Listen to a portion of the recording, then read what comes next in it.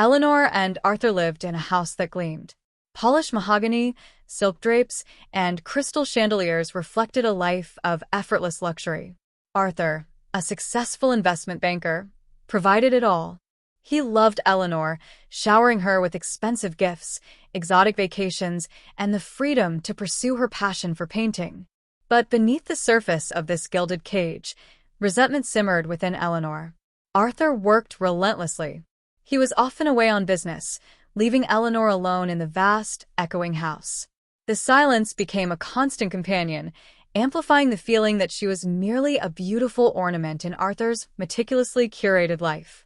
Her paintings, once vibrant and full of life, were now dominated by muted tones, reflecting the quiet despair she felt. Then came Gabriel. Gabriel was Arthur's protégé, a young, ambitious analyst with a disarming smile and eyes that lingered on Eleanor a fraction too long. He was often at the house, working late with Arthur, strategizing, and building his career. Eleanor found herself drawn to his energy, his youthful exuberance that was a stark contrast to Arthur's weary professionalism. Their connection began subtly. A shared glance, a hushed conversation about art, a lingering touch when he handed her a coffee. Gabriel saw the spark fading in Eleanor's eyes, the yearning for something more than the stifling perfection Arthur provided. He fed her ego, praised her talent, and made her feel seen, truly seen, for the first time in years. One rainy evening, Arthur was delayed in Chicago. Gabriel stayed late to finish a crucial report. Eleanor, restless and feeling particularly isolated, offered him a glass of wine.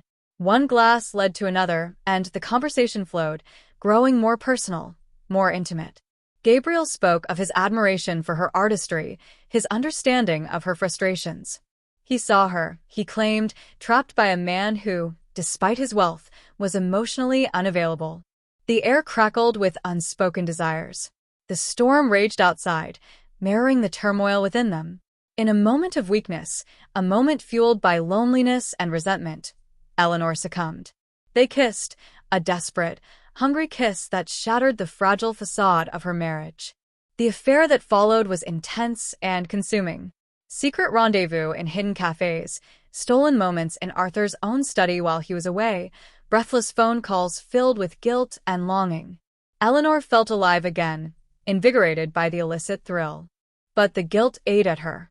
She found herself avoiding Arthur's gaze, haunted by the lies she told, the trust she betrayed. One day, Arthur returned from a business trip earlier than expected.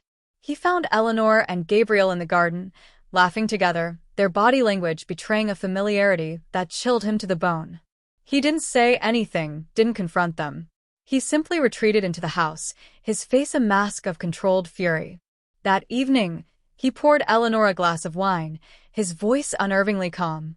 "I know," he said, his eyes filled with a pain that mirrored her own. "I know about you and Gabriel." Eleanor's world crumbled. She confessed everything, her voice trembling with shame and regret. Arthur listened in silence, his face etched with disappointment. The gilded cage, once a symbol of her luxury, had become her prison. Arthur, hurt and betrayed, filed for divorce. Eleanor was left with nothing but her art, her guilt, and the realization that in her desperate search for freedom, she had destroyed everything she had. Gabriel, faced with the consequences of his actions, quietly left the company and disappeared from her life. Eleanor was alone, the silence in the vast house deafening.